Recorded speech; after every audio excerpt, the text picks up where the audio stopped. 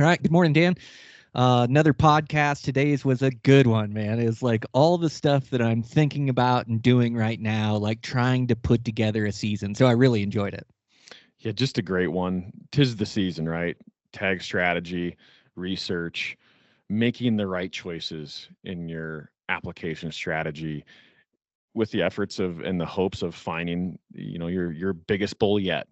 And so this is one of my favorite times of the year talking to everybody. It's been very busy at the office, phone and email. And feel free, guys that are listening, if you have draw strategy questions, feel free to reach out, dan.peteastmans.com. I know Brian's around too. He can definitely answer everything that I can answer. So yeah, it's the fun stuff, right? I enjoy this time of year.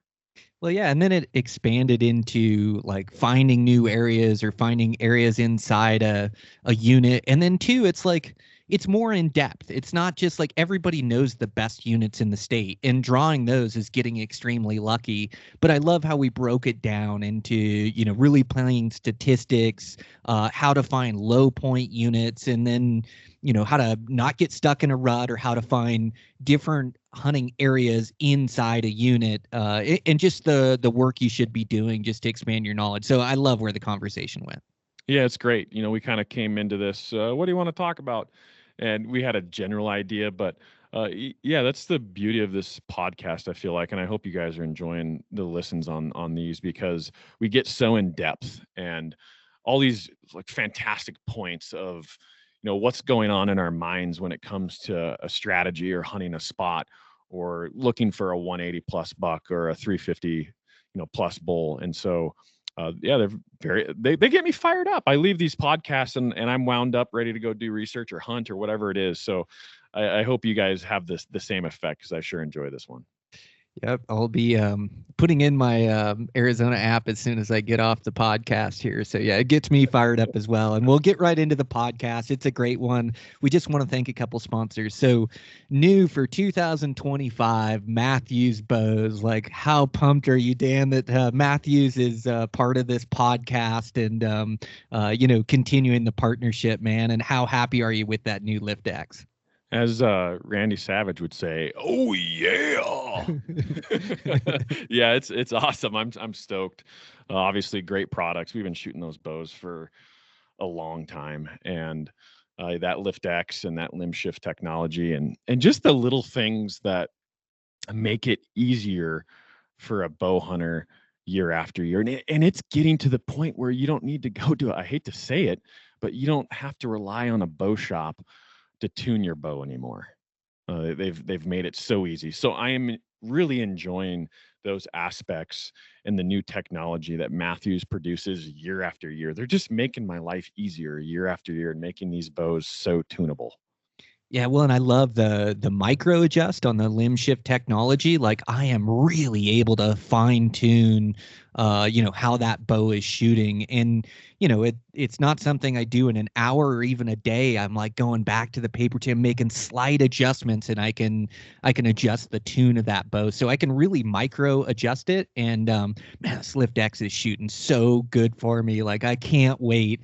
It's going to be my absolute best friend for 2025. So I couldn't be more stoked. And I just encourage you guys, if you're in the market for a new bow, like Matthews is producing absolute top-notch bows, but just go out and shoot it. Like, they're getting great performance out of their bows, and they're just so forgiving and so accurate nowadays that I'm just so impressed with their R&D team. I'm so impressed every year when they come out with a new one, and I absolutely love this year's bow, that Lift X. It's amazing, man. It is. Just when you think that like the bow companies, the bow industry, I guess, is played out on technology and what they can do, they wow us year after year. And I'm sitting here tuning the Lift X, and it's like I'm done tuning it after about 5 minutes. Like, I don't even need fletching anymore. These arrows fly so perfectly, and I'm shooting great groups with no fletching. Of course, there's no wind. I don't have a broadhead screwed on to the end of my arrow yet, but it's just amazing when you can fine tune something like that and micro adjust tune. You can achieve absolute perfection. Everybody can. I shoot a little bit different than Brian. Our grips are a little bit different. Our releases are different. And so everybody's going to shoot a bow a little bit different. And that's the beauty of it, is that you can micro adjust it to fit you and shoot perfectly, in tune perfectly. And there's nothing better than going into a hunt with that confidence in your weapon, that you're achieving perfection in arrow flight. 100%. Yeah, confidence kills. So thanks to those guys at Matthews for sponsoring the podcast. We really appreciate their support over here. We also want to thank G5 Arrows. So we're shooting G5. I shot it last year. The arrows shot great for me, and we're shooting them again this year. Just so impressed with weight tolerance, straightness tolerance, and then great components on those arrows. Yeah, as we've said, your arrow is only as good as your components, your inserts and your nocks. And, especially this day and age, our bows, these bows are so efficient. We have so much energy in these arrows. And if your insert or your oversert, if it fails, that's ultimately the difference between killing a bull or a buck and not, is if your components fail. And so that's the biggest thing. Not only, the Mark series arrows with the weave, they're so strong. They're such a good quality arrow. And then the Stax arrow, G5 Stax, as I've been shooting that one too. And yeah, carbon is one thing. Good carbon, obviously you got to have it. But when you pair it with the best components, or just components that are true, they're machined well, they're super strong, they're not going to fail on you, then your setup is unstoppable. And if you can take these factors out of bow hunting that can affect you negatively, like weak components like this, or arrows that are going to break, inserts are going to fail. I've been there. I've had inserts bend, break, bust, all the above, and I've gone home empty. And so when you can take these little factors out of play now, man, it's a game changer. It really is. Yeah, absolute game changer. Yeah, these G5s are just so consistent and perform so well for me. So yeah, I've fallen in love with their arrows, and they have a name that you can trust. They're building quality arrows, and you don't have to sort through arrows to make sure that they all weigh the same. You don't have to sort through arrows to make sure that their spine's all the same. Like, man, I just run these arrows through paper. I doing a new thing this year where I was like testing the spine on these arrows, and then you can tune them by giving the arrow a slight spin in the nock, and then that creates a different spine so you can get a perfect tear through paper. I ran through all my arrows and I didn't have to spin a one of them. Like, they're all consistent. They're just such a great quality arrow. So yeah, it's like nock tuning these arrows. I had heard that tip somewhere, so went through my arrows, but yeah, all these are good. I didn't have to touch them. So yeah, so impressed by G5. So thanks to those guys for their support of the podcast and building great arrows, which are going to fuel our 2025. So thanks to those guys. What do we got going over Eastmans, Dan? Yeah, lots of stuff. Elk Collective, Deer Collective, getting the Elk Collective all in one place with the Deer Collective. So you can log into one account and get both. So just kind of improving our efficiency here with the courses, of course, magazines and Beyond the Grid's coming out. Beyond the Grid, I've been editing my New Zealand experience. This is going to be a long one, Brian, like an hour long. Wow. And I'm getting like some cringes from Ike, like an hour. Okay. But it's exciting stuff, I feel like. And there's lots of action, and there's lots of roaring and kills and just awesome stuff. It's more of a lifestyle film, I would say, with a lot of harvest. But yeah, that's a fun one that's going to be out here in a few weeks, probably by the time this podcast is out. Yeah, New Zealand episode will be dropped on Eastman's Hunting Journal's YouTube channel. So be sure to be on the lookout for that. Of course, magazines we've been writing. I've got a couple articles in this next Eastman's Bow Hunting Journal. You guys gotta, if you're not subscribers, you should subscribe. I mean, just for the fact that your name goes in the hat to win a hunt. I mean, that's pretty awesome for those bow hunter subscribers. And yeah, you can always pick up extra stuff that me and Brian are doing. I mean, we have all these areas of media that we work on, but magazine was the first that both of us contributed to, and we're still very involved in the magazine. So check out those as well. And of course, TagHub, right? TagHub season, draw application season. It's a big machine here at Eastman's with driving that information and putting it all in one place of TagHub. And so if you're not an elite member, we have some deals going on where you can sign up for that. And you get the deer collective, you get the elk collective, and you get a free knife or a piece of Cryptech, or I mean, the options are endless. Just go onto the website and look for the Eastmans Elite membership. Yep. I really think knowledge is power, and we put out the information that helps us be consistently successful, just like this podcast. So yeah, check out our other medias. The written word is sure fun to put all your thoughts on paper and be able to rework it and get it to read and sound exactly how you want it to, with all pertinent information. Of course, the Beyond the Grid, so excited for the New Zealand episode. Hunting red deer is so close to hunting elk, and the roar is really special. And so, yeah, I can't wait to watch that piece. It's got to have like an amazing storyline to hold an hour long. You must have a bunch of great footage. So yeah, super excited for that. And yeah, we'll be at the expo. Make sure to stop and say hi.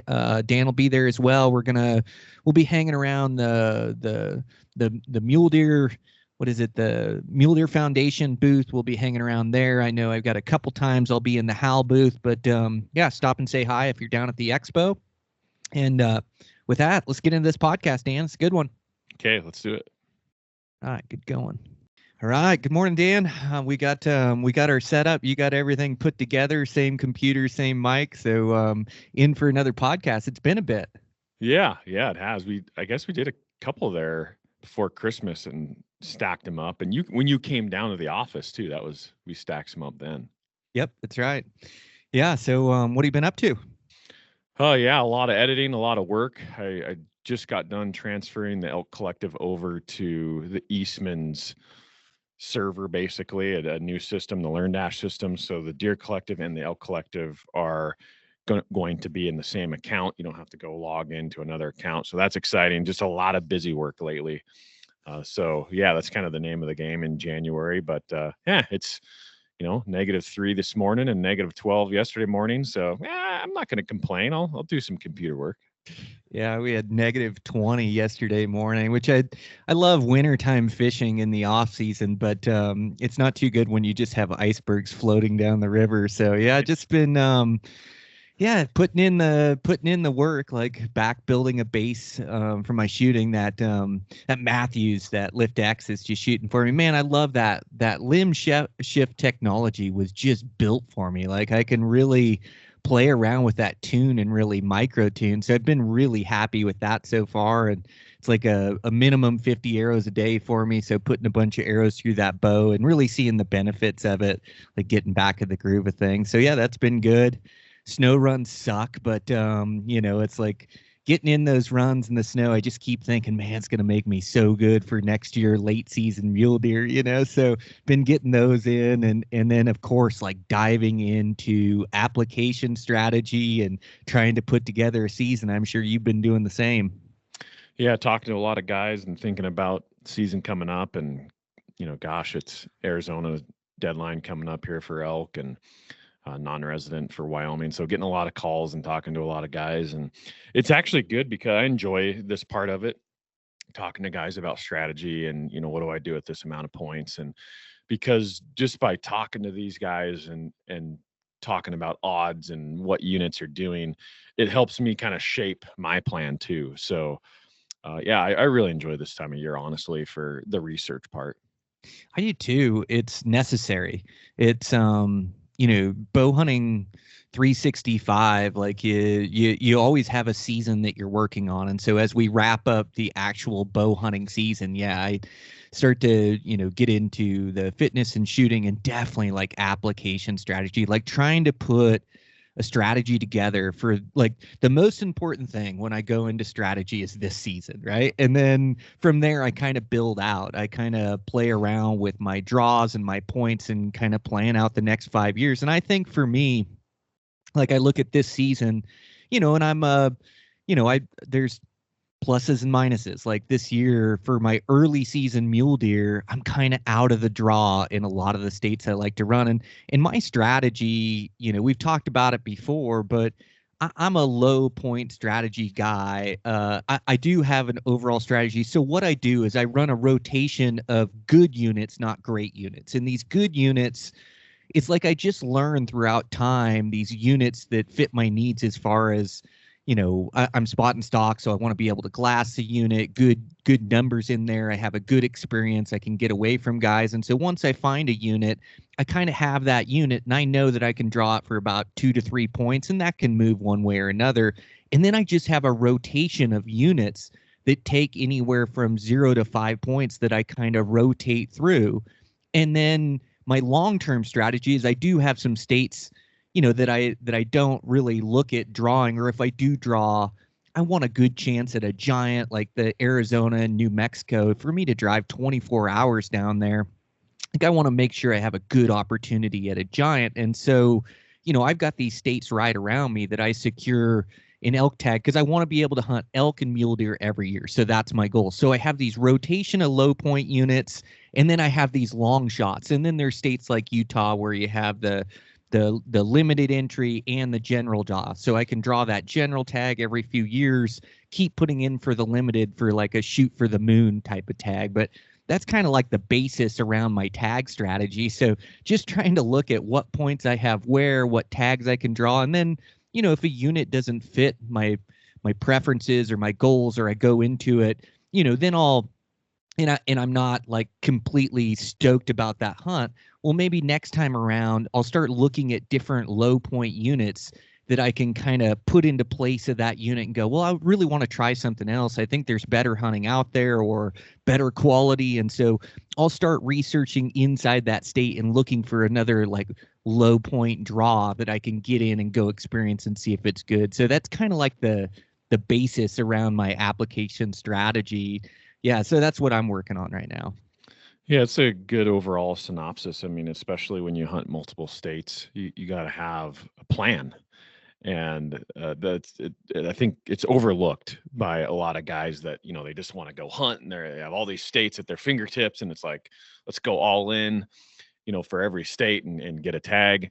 And I mean, it's exciting times, right? It's exciting, and draws are fun, and, planning for hunts, and we want to do all this hunting, and then you kind of factor in, it's like, okay, how many days do I really have to go hunting, and how many states do I really need to do, and what's my budget?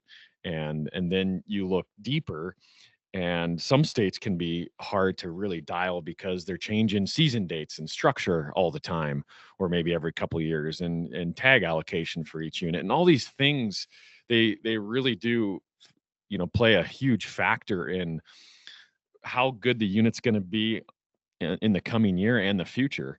And so it's hard to keep track of all those things and really make the best decision.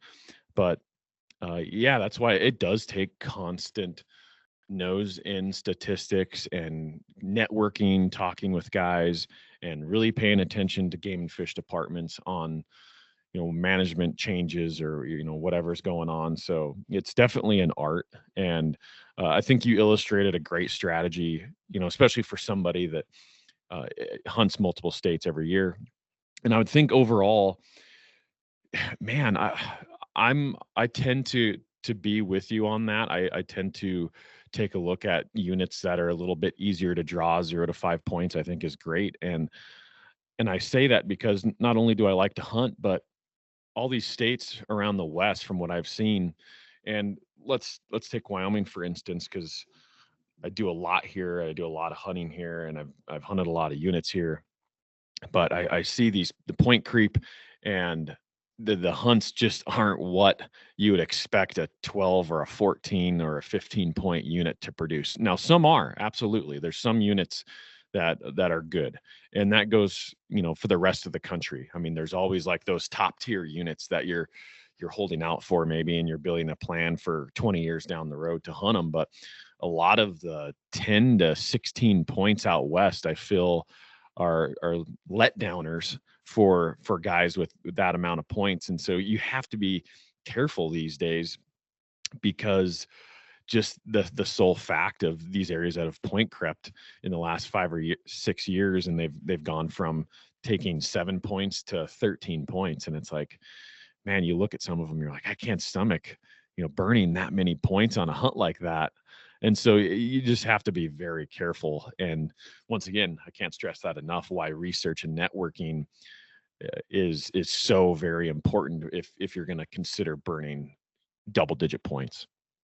Yeah, yeah, it's spot on. Yeah, I think, like we've talked about before, like it comes down to your hunting skill set. What you're going to be able to turn up in an easy draw unit, and what you're going to be able to turn up in a 10 plus point unit. And I think numbers kind of get inflated a bit, like to go out and to expect to have a chance at a 370, 380 plus bull is just like, I think it's more like a chance at a 330 or a 350 bull. I think it gets inflated a bit.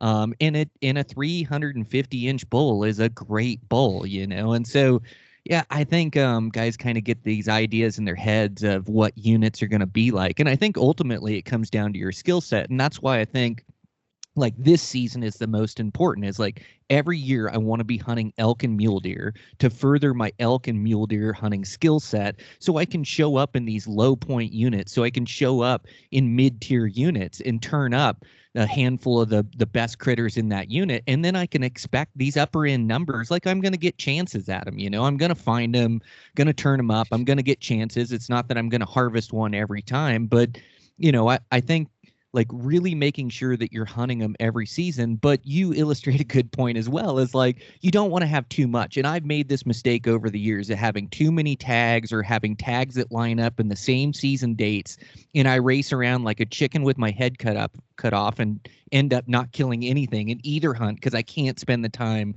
scouting. I don't spend enough time hunting them. And so yeah, as I get older, like tags are getting tougher to come by, and if I draw a tag and it takes me a handful of years to draw, like, man, I want to give it my full effort down in there. So I'm not going to book a lot of other hunts in that time frame, or I'm not going to book my hunting windows too tight. I mean, you look like I killed a great late season mule deer. I hunted 2 states and 5 weeks of hunting, multiple different trips. I don't know how many hunting days were in there, but probably close to 20 hunting days to kill one good buck. Like that's how I want to do things, is really spend the time to scout and hunt, give myself enough time to enjoy the mountain range, the unit, really learn it, and give myself time to find one of those big critters. Because it's just tough to show up in a new place and get it done in 3 days or 5 days and get on to the next hunt. And then you also have other responsibilities you have to get back and do. So I think it's important to really plan out your season. And then too, you're saving tags for the next 5 years. I know I'm one draw point away from 3 different states right now, where I could pull the trigger on another unit or something, but if I just fill this season, then I've got hunts for the next 3 years where I've got an early season high country mule deer hunt every single year and can strategically plan it out. Instead of drawing all 3 and trying to kill 3 great bucks, no, I'm just going to pull the trigger on one, try to kill one great buck, and then save some tags for the future, because they're getting tougher and tougher to come by. Absolutely. Absolutely. You got to space it out. And talking to some guys too, I get a lot of, my buddy and me are a party of 3. We all want to pool together and draw this tag, and you're talking double digit points. And it's like, I mean, it sounds fun, right? Let's all have a tag in our pocket and we're all hunting for a 330 plus bull. In reality, are all 3 of you guys going to kill 330 plus bulls? It's pretty unlikely. I mean, it's possible. I mean, lightning can strike, but it's very unlikely. And so I suggest to the parties or the groups, maybe one person apply, or 2 people apply tops, and get to know the unit a little bit, and then the next year, the other guy applies and draws the tag, and you still hunt together, but you have a little bit more of a focused effort for 1 or 2 tags, and then on top of that, maybe you hit the unit on the wrong year, and it's dry, and it's just not producing 330 plus bulls. And if you go all in 1 year, then, and you kind of get the short end of the stick like that, then you're like, man, I just burned 15 points and my buddies did too, and we have nothing to show for it. And on a dry year, there might be 1 330 plus bull or a 350 bull to be had, but is there going to be 2 or 3? Probably not. And so the point is, on a little bit off of a year, if you have 1 tag focused effort, you can get her done on a good bull and then do it again the next year. So that's probably the biggest tip that I would give out. And another one is a couple guys that, and I get into this too, and we've been doing it a long time, so you kind of have a really good idea for how much hunting can you possibly fit in. You have a real life too that you have to have a job, and you have tasks to get done in the office too, so you got to space that out and really manage your time. And I was talking to a guy the other day, and he has 10 points in Wyoming, and he really wants to hunt Wyoming, and he was looking at a late season rifle hunt, and he's like, what do you know about quality in there? And I was like, I wouldn't expect anything over 330. I mean, 300 to 330 is probably where you're going to be on a good year. There's always a possibility for a 350 plus. There isn't about probably 75% of the units in the country. There's always a chance for a 350 plus. But a lot of these units are becoming more of an opportunity hunt in the quality. They're not because they take 10 points, but their quality is, around a 300-inch bull is, I would call that more of like an opportunity. I mean, if you hunt a general unit and you hunt effective and you're very calculated, you can probably pull a 300-inch bull out of most general units in the country. I mean, that's obviously there's exceptions in areas that don't produce bulls like that. But he's like, I have an Idaho tag already, and he has a full-time job. And I was like, here's what I would do. You're from Washington, you're a non-resident, you have an Idaho tag already, and you're chomping at the bit to hunt Wyoming. Everybody is, right? Everybody wants to hunt Wyoming. But why don't you wait a little bit, and on a year that maybe you don't have a tag and you don't have a plan already, you go all in Wyoming and maybe build a few more points. And once you get to 13 or 14 points, then you can get into a little bit better of a unit, because 8 to 11 points in Wyoming is kind of no man's land for elk. And I just talked it out with him, and a lot of times that's all it takes. And he's like, man, dude, that's what I needed. I just needed to talk it out with somebody. I have clarity now. I know what I want to do. It makes perfect sense. And I tell guys this too.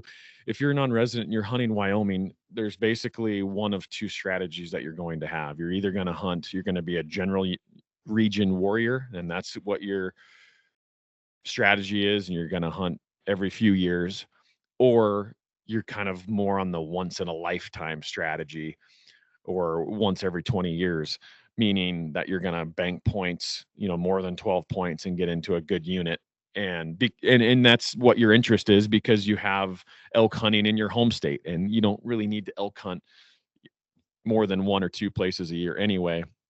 And so those are kind of the two different strategies. And he's kind of, the once every 15 years I want to hunt. So it's like, okay, what you need to do is bank some more points. And this is going to be, once you get 14, 15 points, you're going to be on the 350 or bust train. Like, that's what you're hunting for. You come to Wyoming to hunt for a 350 bull with a lot of points, plain and simple. If you have a lot of points, you didn't bank points just to shoot a 300-inch bull. Bank a lot of points to have a chance at a really big bull. And so, yeah, once again, I think talking it out with guys, I can't stress that enough. Talking it out and just getting some clarity to a strategy or your plan is what a lot of guys need, I think. And that'll lead you to making the right choices and the right decisions and the right strategy coming forward, in the future. So, and once again, I enjoy it. I enjoy talking to guys, and it sharpens me and bouncing things off me. And I really have a fun time with it. And I love elk, of course, in Wyoming. I'm just immersed so deep in Wyoming elk and hunting here and spending times in all these units. And we were having a conversation on one of our podcasts prior, and I think prior to the last couple of years, I killed a bull in Wyoming in a different unit every single year, and that's just what I enjoy. I love bouncing around and the different habitats and the different elk herds and what are they doing, and that's part of hunting that I really enjoy for me. So yeah, it's all good, and it's a fun time of year. Yeah, it sure is. Yeah, it is, like, to have clarity to your strategy is so important in each and every state. And I think it's important too. Like, you want to build points and you want to start learning these other states, but take it slow and dive into the research, figure out where you really want to hunt. There's nothing worse than drawing a tag you know nothing about that you just drew just to draw something, And so, like, I think throughout the years, the last 20, 25 years, like, I've really learned each one of these Western states and units I like and units I prefer. And then I've got a list of units that I'd like to hunt or I'd like to explore. And then, I can jump around and learn units a bit. But just finding clarity to your strategy, I think, is so important. And we're spending so much money in these units building points. And in Wyoming, too, while you're shooting for the stars or building maybe your strategy to draw, you also you have a random draw that you may hit as well. So, if you're putting in for a random draw on a good unit, you might just get lucky one of those years. But yeah, I know, as far as me and mule deer there, you had that bad winter 2 years ago. But I start thinking through this unit of like, okay, well, the bucks that get killed are the young ones and the old ones. And then you have these 2 to 3 or 2 to 4 year old bucks that are in their prime that made it. Well, the bad winter was 2 years ago. So now you've got all these bucks that put 2 more years of age class that really should be in that 4 to 6 year old age class. Well, the points have jumped so much in the mule deer hunting there that now, even to get a general season tag, you're burning 4, 5, 6 points to get into a general season unit hunting. And so, I want to make sure it's good when I draw it. So I have these theories about what the bucks are doing, what the population is, but then I start getting word back of like, oh, I didn't find any bucks, or I didn't kill a buck on this premium tag. Or I get other information that I had a buddy that killed a great buck down there. And so I'm just wondering like how my areas and how my spots are doing. But for me to gamble 6 points on a unit on hoping that it's going to be good just doesn't work for me. So I think I'll hold off, and then I'll get in and scout this summer. And seems a bit crazy to scout a unit that I'm not going to hunt for this season, but I'm going to get into some of my haunts. I'm going to go look at them, and those bucks, they migrate to different winter ranges and different places. Like, it's hard saying what the population is in the areas, like the specific areas that I like to hunt. So I've got to go see for myself. I've got to go make it down there, go look at it, see if it's worth the points and the time to go hunt it, or do I need to give it a couple more years, and let them really come back, let the next generation of fawns grow up to that 4 to 6 year old age class. And so, yeah, I think it's important to like keep up to date in all these units, and then, really playing the statistics and the odds. Like, I'm a max point holder in Montana for sheep and for mule deer. For mule deer, I don't know that the top unit is even worth it anymore for the points, but if I drew it, I would go hunt it hard. But the truth is, in Montana, is I have great general spots, and I have this new spot that I'm developing where I've seen great bucks in there. And so I really don't want to draw the special mule deer, and I've got like 24 points for it or something. But they just made some major changes to some other units that I like, and they made those special draw units. And so after a few years, maybe those units will be to the level at when I want to burn those points. And so, like, I've got this whole strategy around what I'm doing, but also playing the odds as well. Like, my sheep being a max point holder, it's a bonus point draw. They square our points. And so I start looking at my odds at the points I have in these top tier units that I would love to hunt. Man, I'm still out. Like, I still got to get really lucky to draw them. But I look at some of these mountain units, like using my fitness. Maybe the rams aren't as big, but I get the sheep experience. I can almost 10x my draw odds by applying in some of these tougher units. It's not going to be a guarantee. Maybe the rams aren't as big, but I'm going to be up in sheep country with a sheep tag in my pocket, hunting them with my bow. Like, if I don't kill one, or I put everything into it and one doesn't fall from my arrow, so be it. But at least I have the opportunity where some of these premium units, I start looking at the odds, and it's like, well, I may never draw them in my lifetime, or draw them when I'm 70 years old. And it's like, if I really want to hunt sheep, like, I got to start playing these odds and being more aggressive with my draws, using my fitness level, using my scouting and knowledge, just to have an opportunity with the tag in my pocket. So, really looking at even these long shot draws that I don't plan on drawing, and like start really playing the odds. Well, maybe in the next 5 years, I will pull one of those tags. And so, like, I like playing with the possibilities too. I like thinking I might have that tag. So I've been down at the winter range looking at sheep, like, hey, is this unit worth it? Like, looking at them on the winter range and going, yeah, there's handful of rams in there that I'd be happy. Are they 190-inch rams? No, but I don't even know in the premium units that they're killing those 190 and 200-inch rams anymore, and so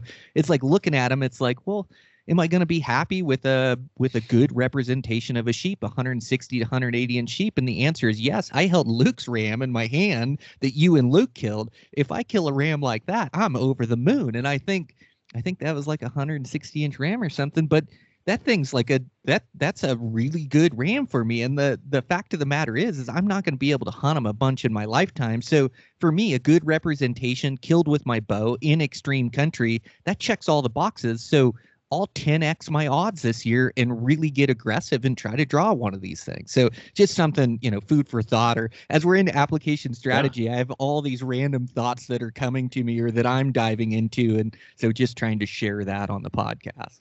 Well, you illustrate such a good point, and sometimes talking it out like you did is very important. And when guys are talking Wyoming elk, I do the same thing. You need to talk it out. It's not, I get a lot of, okay, I want to kill a 350 bull. Where do I go? And that's not what Wyoming is about. When you come to Wyoming, it's like, yeah, you're going to have a chance at a 350, but it's what type of experience are you looking for? And that's really what Wyoming has to offer. And what you illustrated in Montana as well is what Montana has to offer in the sheep world. Yeah, you can go to the breaks and hunt some 190-inch rams in the breaks. And I've done it with friends and have filmed a couple, and there's some big rams there, and you're hunting in the gumbo and the breaks, and it's something totally different. For me personally, growing up, romanticizing about sheep hunting, I think of, Rocky Mountains, maybe some windblown slopes during the rut. And this is coming from Montana because we can hunt them the entire month of November. And so windblown slopes, maybe the eastern front, rutting sheep, grouped up, head butting, that's the experience. That's the sheep experience that I romanticize about in Montana. And that's just where I'm at with it. And are you chasing a 190 and you have, you hardly have any odds to draw, you don't really want to sheep hunt that much, or you don't care, you want a big ram, then yeah, the breaks are for you. But it comes down to the experience that you're looking for. And yeah, it's true. In Montana, the mountain units, they don't produce the rams that the breaks produce, right? If you want to chase really big rams, you go to the breaks, and they're still producing. There's talk. I was up there this fall, and there's talk that the breaks are shot out, and they're not seeing the 200s that they used to, and so there's probably some truth to it. But there's still some very big rams, some 190 rams up there, and so it's great hunting still. It really is. And on the flip side, in Montana and some of the mountain units in the front, these areas are declining a bit, but there's other mountain areas that are kind of on the upswing. Just a couple years ago, FWP, they reopened darn it, I lost my unit name. I was going to say the Highwood Mountains, but it's south of there, that they just reopened it after I think a decade of being closed. And there's some really big rams in there that just because they were able to get age on them, they got big. And it's more of a mountain unit, but that's just a good point. That's a good reason why that you really need to pay attention to management strategies and what the state is doing and what units are opening and maybe what units are getting tag cuts. And it can make or break your experience. It really can. And when I think of sheep in Montana, I think of, I want a chance at a 170 plus, or, something all-time B&C, 180. And in Wyoming, it's a totally different strategy and a totally different mindset. As a resident, I'm going to be hunting for a full curl ram, and Wyoming rarely produces anything over 180. I mean, it's just two different ball games, Montana and Wyoming. And so, like you mentioned, Luke's ram, I mean, that's a mature ram, 7.5 years old, and he's 160. And that's a great looking ram. It's a full curl ram, and he's looking great, but you wouldn't go up to the breaks and shoot a 160 ram. That's for sure. But that's why just knowing your units and having strategies on different states and different experiences is so important. It'll be interesting. Max points, 24 points. I have 24 moose points. And as a non-resident, that still doesn't really get me much, but you can really increase your draw odds if you go for like some of the least coveted tags in the state. And when I say that, I mean going from a 1% chance to a 4% chance. So it's still, very tough draw odds for a non-resident, but realistically, drawing a moose tag is, I probably need to become a resident if I want a real chance at drawing a moose tag in Montana. So that at least you have that going for you, Brian. You have max points in a couple of those areas. At least you're a resident, so you have a little bit better odds. Mm-hmm. Yeah, for sure. So yeah, it's just playing with the possibilities and statistics and odds, and then the experience you want. Like that's a lot of it too. Man, anymore, like I love hunting these trophies. It's what fires me up. It's what keeps me training hard. And I really think like there's a lot of opportunity out there. Like I think, you look at mine and your track record for bulls or for bucks over the last few years, like we've done pretty good, like there's some good critters out there. And I think there's even better out there. But for me, it like comes down to the skill set, comes down to the experience that you want. Like I killed a 211 in Utah, a buck that was a giant, and I found a bunch of giants in that unit, but it was combat hunting. They were high pressure deer. I didn't have the experience I want, so I've never been back. Like I unlocked all these secrets in this honey hole to hunting there and killed this great buck, and I'm like, I really want to look for a different unit. I want to look for a different experience. Like I don't want to combat hunt. I don't want to have other guys in the area or playing escape routes, or I don't want those high pressure deer that are just tucked in the timber. Like it just wasn't the experience I was looking for. So, that's like this, thing in my head where like I killed that great buck. And then I thought to myself, I'd rather hunt 170s in a great big wilderness unit than I would come here to hunt 200 inches under high pressure and see 10 guys a day. Like that's just not the experience for me. So I think that has to factor into your decision making as well, of where you're hunting. I definitely like to be out on my own. I don't like to see a lot of boot tracks, and for the most part, in a lot of these units, you can still go have your own experience and get away from guys and go get on quality critters. But yeah, for me, I mean, I'd have a lesser score or lesser animal, but be in more of a wilderness experience. Like the buck I killed last year, I didn't see another mule deer hunter for 9 days. Like that's the experience I want. Now that place also has big ones, so it like checked all the boxes for me. But those are the experiences I'm looking for, and it's part of the reason why I train so hard and in such good shape is so I can access real remote country and have it to myself. I know my chances are way better at killing a giant when it's just me versus that buck than if it's me and 3 other guys have eyes on them. I'll just leave that buck and go find something else, So yeah, I think you have to factor in the experience you want as well. And, bow hunting is what we love. And part of it is like being able to disappear in this remote country and like go chase these critters and have it be me versus the critters and not me versus, 3, 4, 5 other dudes. So yeah, I think that has to factor in. Yeah, absolutely. Talking Wyoming elk, or I mean anything really, is, I look at tag allocations for these units, and then you drawing from past experiences, you're like, okay, this unit has 350 tags, and I can see that, by looking at on X, maybe it's, a smaller unit. You're like, that's going to be busy, and so I'll try to stay away from a hunt like that usually, just because, yeah, the same thing. And I've hunted those units before and find success, and it's interesting too, bouncing back to resourcefulness and understanding what you're looking at and the type of country that you're hunting and how much road access there is. And so you're factoring all these things in. And we've talked about this in the past. One of my elk hunts, I'll say it, up in the Bighorn Mountains in Wyoming. It's a well-known region for elk. There's a lot of elk up there, but there's a lot of hunters too. And I was hunting up there one year, and I couldn't believe the hunters, but man, there wasn't anybody more than a mile and a half or 2 miles from the road. If you could find an area, and a lot of that stuff is pretty well roaded, but if you could find an area that was just away from the road and you put forth the effort to get away from the road a couple miles, you're going to find great hunting, right? But if you're road hunting or maybe, out behind a trailhead or whatever, there's people everywhere. And so just understanding those experiences are very important, and hence why you've seen me the last few years disappear into the deep backcountry of infestation with grizzly bears and wolves, because I don't like to see people. But there's not a lot of elk back there either. You're literally hunting for a needle in the haystack. And so you're just, and it takes time, right?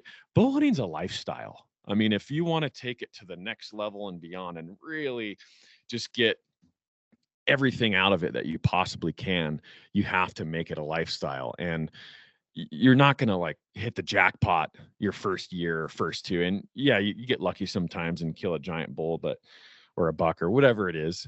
That's the beauty of hunting is, there's no discretion. A bull or a buck can fall to the arrow or the bullet of a young hunter or a old hunter and everybody in between. And there's always somebody that shoots a 350 bull from the truck. There's always those stories. And so that's the beauty of hunting. But really getting a great idea and a great feel for what your strategy is, and for hunting, it's a year after year after year of like figuring out like what floats your boat, what really gets you fired up, and that's you maturing as a person. It's you maturing as a bow hunter, figuring out what you truly enjoy. And I think there's power in that. There's, it's admirable if you find something like that, what you illustrated, Brian. It's not necessarily about chasing a 210-inch buck. I mean, yeah, that's a big buck, and it's great to get on a hunt like that. But if there's these other factors that kind of ruin the experience, then it's like, what's the point? What's the point? And so this is great stuff. It's good food for thought, and it should make everybody kind of rethink their strategy and rethink, what do you really want to get out of bow hunting, and what part of it, or what are the factors of bow hunting and the lifestyle that really feed your soul. And so it's important stuff. It really is. And that's why, I can't stress that enough. Coming to Wyoming, it's like, it's what type of experience are you looking for? That's what I feel Wyoming has to offer, or any of these other states. What type of experience are you looking for? If you've done your homework, if you've had some experience in the past and you've been on hunts, then I think you can scratch out a big bull, about anywhere. It's just what type of experience really lights that fire and makes you feel alive. Well, I think the more work you put into it too, the better experience you're going to have. So, you always mention like using your resources or talking to contacts, which really help. I think, looking at the winter ranges, seeing what types of bulls survive, seeing the numbers of animals, scouting it in the summertime, like I illustrated for Wyoming mule deer that I want to do. Go look at my spots and go see what bucks are in there and see what it really is before I draw the tag. And also like diving into the e-scouting of these units. If I'm going to hunt a unit, I'm not willy-nilly applying for it. Like I've already got a hunt plan. I've already looked at the mountain ranges, and you made a great point, like with high pressure units or roaded units, like, you can dial in these units because guys are day hunting from their vehicles. So you start putting yourself 2 miles away and you start like circling these spots on the map. Like I've got this area, this area, this area, this area. There's a lot of elk in this unit. I think they're going to get pressured here. Like this is how I'm going to hunt this unit. I'm going to hunt it, even though it's roaded country, I'm going to hunt it with a backpack, and I'm going to go into these places where these elk get pressured too, like trying to figure out your strategy of how you're going to hunt it. And sometimes even these big wilderness units, well, the guys that draw those units are wilderness hunters. They're backpack, they're horseback hunters. And so sometimes you draw a wilderness unit and there's only a couple main trails in the unit. You can bet that everybody's going to be going up those main trails. So you may pick this wilderness unit that takes a bunch of effort to get into, and it may be stacked full of guys back in there where you want to get, like everybody can see a wilderness on a map, and everybody knows that, there's no roads in there, and that's unpressured country. And so everybody kind of gravitates towards it. So, I just empower you to like really look inside the unit, really build your hunting strategy of how you're going to hunt it. And the truth is, like a lot of these animals that we're turning up in these units, they're not tough to draw tags. I think we're just putting more effort into our e-scouting, more effort into our strategy, and then we're good at finding animals and good at finding these little places where they can be, where it takes more effort to get into, or it's overlooked, or they get pressured in there, whatever. Access is tough. Like, there's a million different reasons why it's going to be good in there. And so I think, like, really diving into that research now before you're applying how you're going to hunt it, what the animals are doing, like really figuring it out and figuring out a solid strategy just pays dividends down the road when you finally draw the tag or when you finally show up to the hunt. Oh man, it really does. And that brings up a good point too, is I can't stress enough, is it's so powerful. You're so much better off if you can hunt a unit year after year. And I don't know how many times I've hunted a unit for the first time and I've been like, man, now if I can just get the tag next year, I got it figured out. Like we've all been there. We all have. And that kind of plays back to, burning all these points. You and your buddies, a party, everybody wants a tag that year, and you all your eggs in one basket in one year. And that's why I shy away from that, is because you just gain so much knowledge after hunting an area for 1 year. I don't care how much networking and how many guys that you talk to about a unit that you do. Still, every year is a little bit different. You still find things on your own.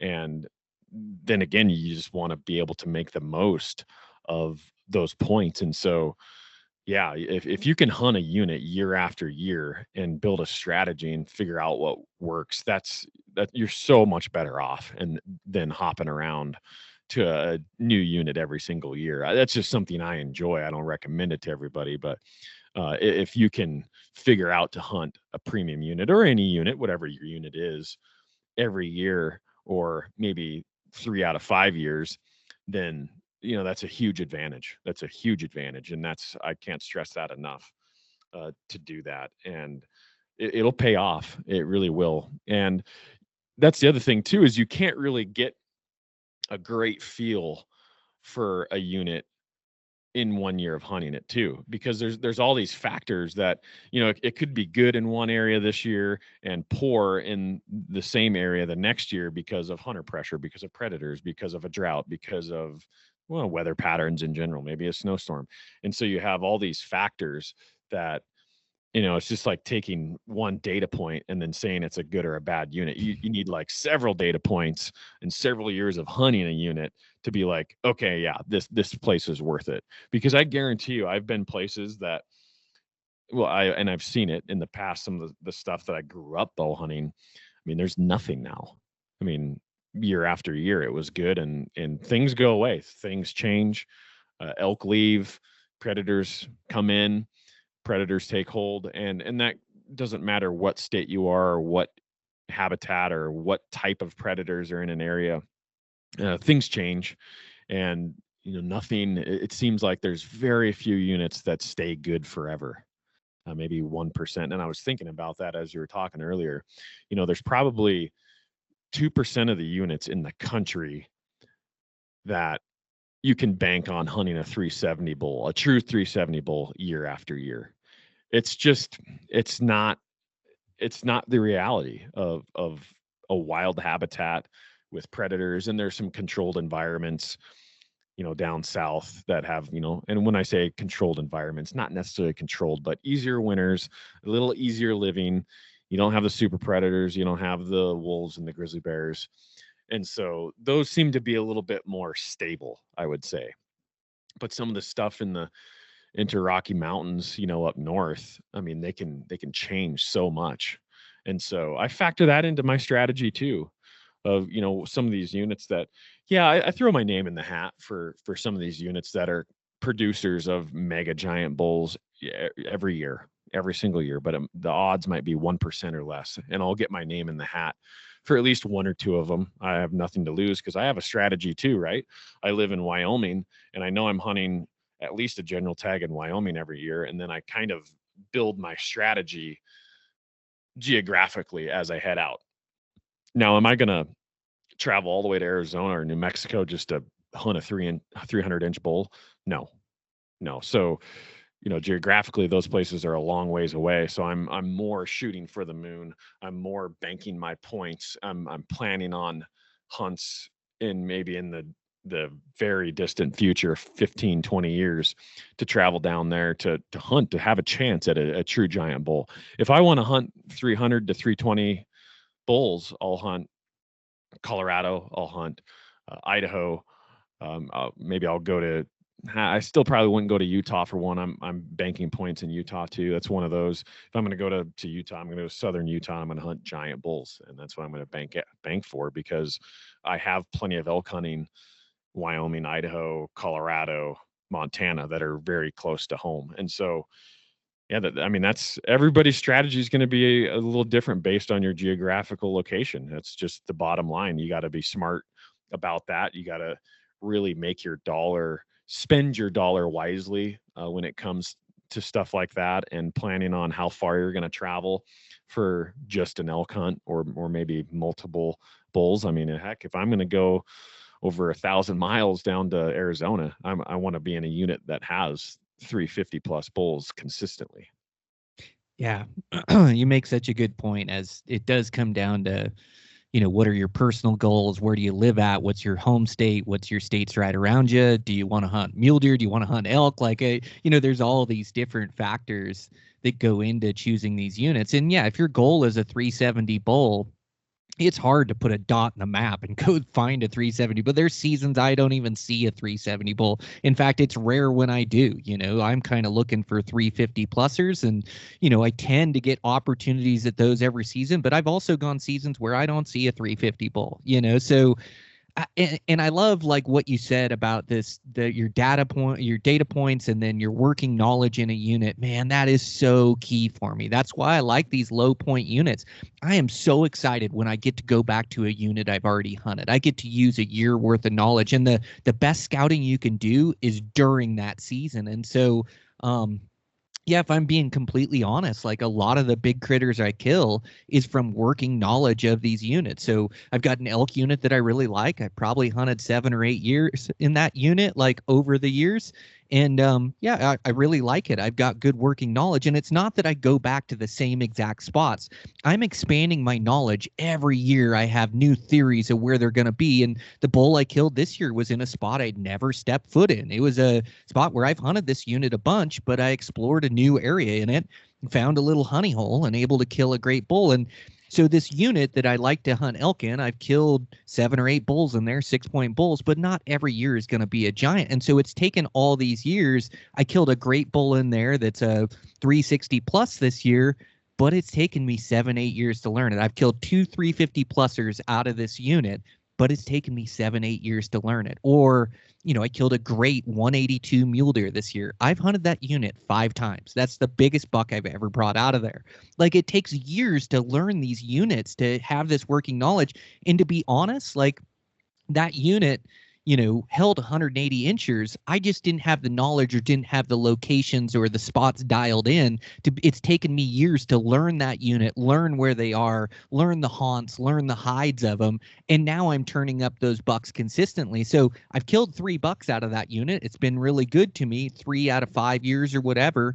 And now I've killed a 182, and the sky's the limits. I think there's better and bigger in there. But if you ask me my first year I went in there, I may have discarded the unit and said, well, there's only 150s, 160s in here.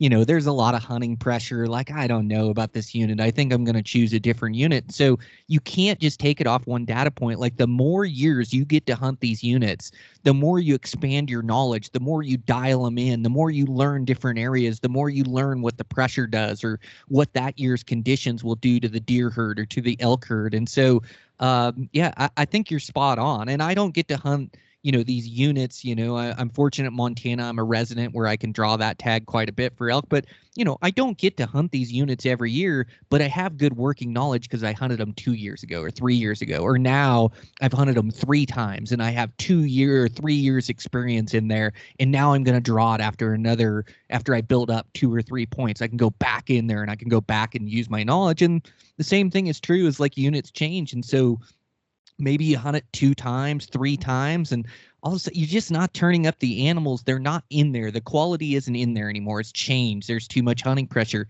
Well, that's where I'm going to jump to a new unit and go, I got to find a new unit to hunt in the state that I can put in my rotation. So now I'm going to start exploring a new unit and diving into the research. And when I get in there to scout it and to hunt it, I'm going to spend a bunch of days. Do I expect to kill a giant the first year in there? No, like I just want to learn the unit. I want to learn like what the quality is, what's the hunt, what's the experience like. And now maybe I fall in love with that unit and I start to learn that unit over a couple, 2-3 seasons of hunting it. So yeah, it's like this rotation of units and in states, and everybody's application strategy is like personal to where they're at, what they like to hunt, the experience they're looking for. And so you have to start to find some clarity in your application strategy that makes sense to where you're hunting every year, but you're not taking on too much, and you're expanding your knowledge in these units. And when I hunt these units, like I'll go back to the same spot for sure, but if it was really good in there, but I'm also expanding new areas. I'm also like diving into my e-scouting, and I'm like, well, this area was good this year. Like this is the same facing mountain range, like this faces south just like this other spot, and it's around the same elevation. And man, I've never really looked at it, or it's tough to get into. I'm going to start my hunt here, and then if I don't find them, I'll go back to some of my other spots that are good as well. But I'm always expanding my knowledge in these units, and I continue to learn and take in all these data points to where now, if you ask a guy how my elk unit was in his first year of being in there, he's probably going to tell you it was crappy. It was like there was a lot of hunters. I didn't turn up a lot of elk. But if you ask me after spending 7 years in there and I killed a 360 bull, my analysis or assessment of that unit is going to be way different than that guy that spent 1 year in there. And so, yeah, I really like learning these places. I really like hunting them year after year. Like you said, once you have a year's worth of knowledge, you just build upon it. You build your knowledge base, and you really get to know these units intimately. And I think that's when you're going to kill your 370, right? I don't have a 370 yet, but you know what I'm saying, like 350 plus, or that's when you're going to kill those 180 plus inch mule deer. It isn't just choosing the right unit and spending 15 points to draw it. I think it's drawing these lower points units and really learning them. Or maybe you do in a higher point draw unit where they do have those opportunities, but the points don't always relate to the inches. It's like you still got to get in and learn these places. Yeah, you make a very good point. When you were illustrating that, I'm thinking about the evolution of a hunter, and you have to be constantly evolving, looking for new places, keeping your eyes open, keeping an open mind. And I see that a lot too, of guys, especially in Wyoming, just because I'm probably around it more, but they have like their spot, right? They have their spot that they know and they like to hunt, and that's their rut. And they most guys don't like going out and exploring new country. Maybe they don't have the time, maybe they don't have the confidence because grizzly bears are a problem, and so maybe they can hunt somewhere in grizz country and maybe it's not that bad. So like, okay, grizz activity isn't horrible here, so I'm just going to stay here. And so I can't stress that enough, is to evolve and look for new horizons, look for new opportunities. And it's how we're wired. It's how we conquer since the beginning, right? Lewis and Clark conquering the West. You're looking for new horizons. You never know what's around the next bend. You want to have that explorer mindset, and that's going to open new doors into other areas, and it's going to close doors in areas that maybe you've hunted in the past and they didn't really produce what you wanted to produce, or maybe you're just looking for a better unit, just upgrading your area, your hunting area on your general tag, because you're just maybe looking for something a little bit better. So being able to evolve like that and have that fluid mindset, it's controlled because you want to make the right decisions. You're not going to go look for a new area just stumbling around out somewhere just because you want to go wander and find something new or see new country. You want to be a little bit calculated. You maybe get some intel from somebody, or have like me. I have a couple guys that they're mule guys. They're horsemen. They're riding the hills all the time. And so I'll bounce stuff off them, or, have you been in this area before? What have you seen in there? And so you're gaining this piece of intel And then you're making a calculated decision to put the resources forward to go check out a new area. And maybe you leave your old area because there's too many hunters or too many bears or whatever. It's not producing for you anymore.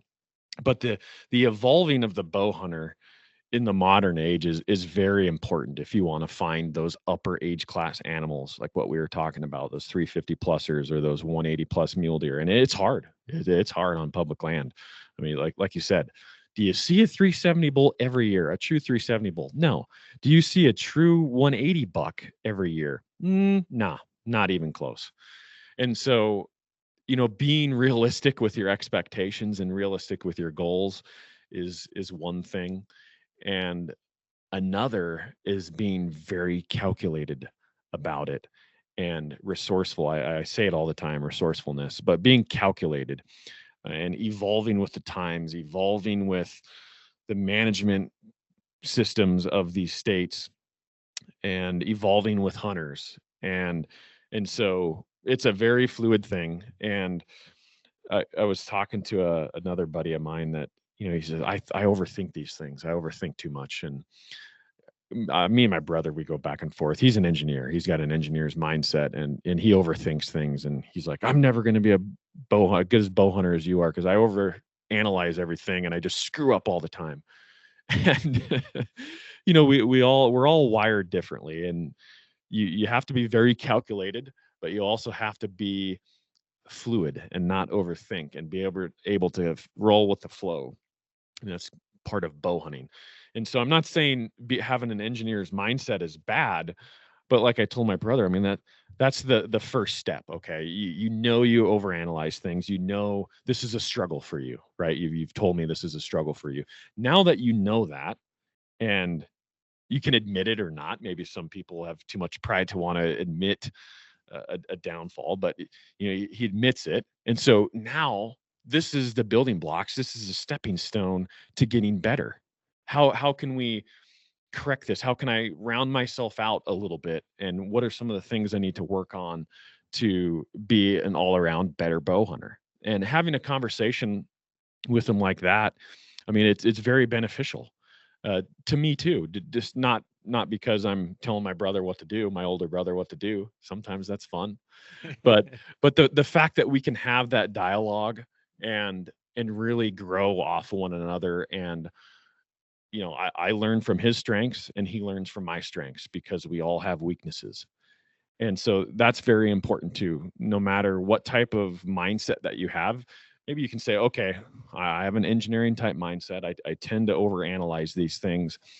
I need a second opinion on my draw strategy, or I need a second opinion on my hunting strategy to just attempt to be a little bit more fluid and well-rounded. And that will pay off in every aspect of life, your careers, your marriages, your hunting. If you can attempt to be a little bit more well-rounded, you're going to be better. You're going to do better. You're going to be more efficient. You're going to kill bigger animals.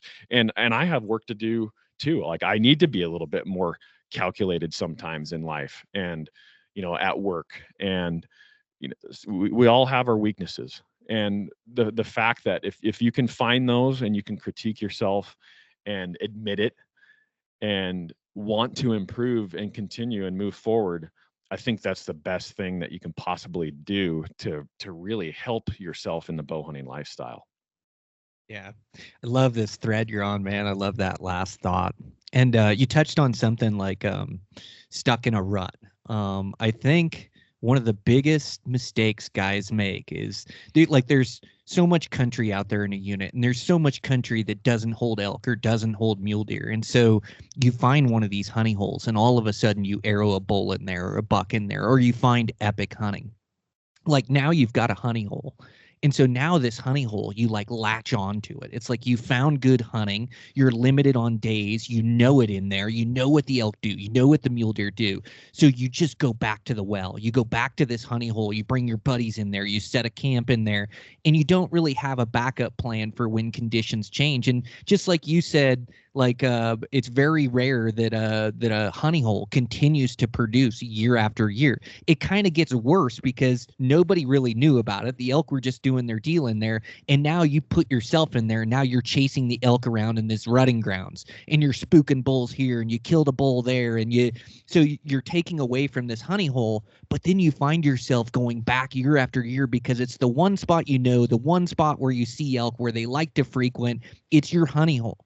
And so you never expand your knowledge in the unit. You never go find another honey hole. You're too afraid that you can't find that good hunting again, that you're too afraid to go look for it. And you do strike out. It may take multiple days to find another honey hole. But I think the key to this evolution that you're talking about is continuing to evolve, continuing to expand our horizons, continuing to expand our knowledge base around these places. So when you find a honey hole, just be careful that you don't latch on that now that's the spot you hunt, that's the one spot you go. And now if there's guys in there, it ruins it. There's pressure in there. You don't get as good a hunt. You don't kill a bull that year. Or if you go in there and you bump these elk around for the last handful of seasons, now they don't like to rut in there. They found a different place, but you keep going back to the well, trying to go back to this honey hole that now isn't producing, where you don't find as big of bulls, you don't find as many elk in there. So I think it's important to not get stuck in a rut. Like, it's so easy and it's human nature. You finally find good hunting. You're limited on days and you can kill an elk in there, but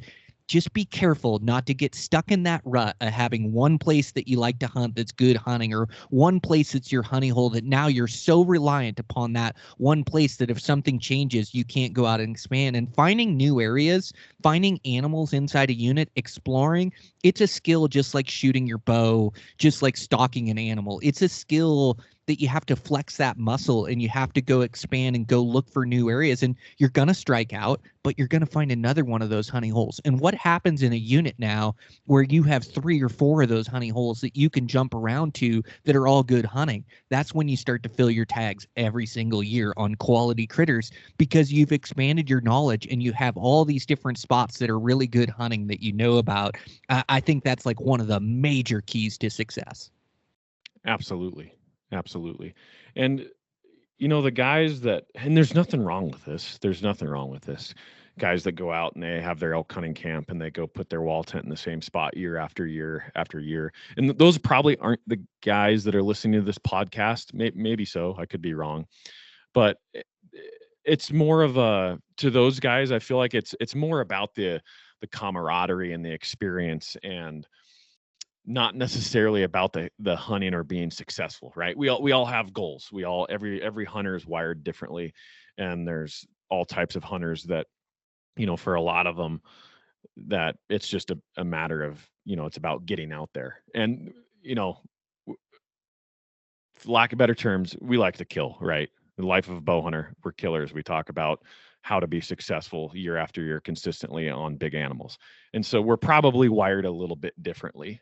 But I don't want to say that going out and set up a wall tent and hanging out and being a camp cook or whatever and walking out behind the tent is your hunt.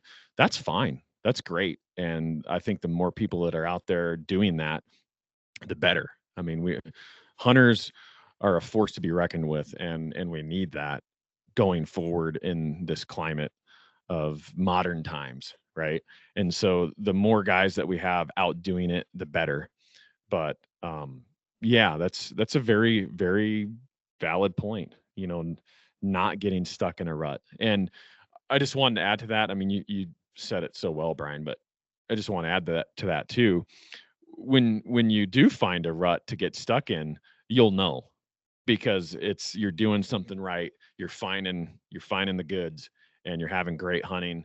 And sometimes ruts can be good. But yeah, you're never just putting all your eggs in one basket. That's for sure. Yep. Well, spot on. It always turns into a podcast with you and I, Dan. We never know exactly where we're going to go, but I sure like today's conversation, and it gives me a chance to talk through my own game plans and theories and my own strategy. So you're the man. Thanks for joining me this morning. And yeah, we're going to join up here soon. We'll record some live ones there at the expo, so that'll be fun. Looking forward to that. And man, keep after it and draw some of those tags this year, would you? Yeah, one of these years it's going to have. I can't complain too much. I drew a nice elk tag last year, so maybe I'm back in the corner to general units for the next decade. Or maybe you're on a heater. Yeah, it could be. You never know. Totally. You never know. So, all right, sounds good, man. Talk to you later. Yeah, thanks.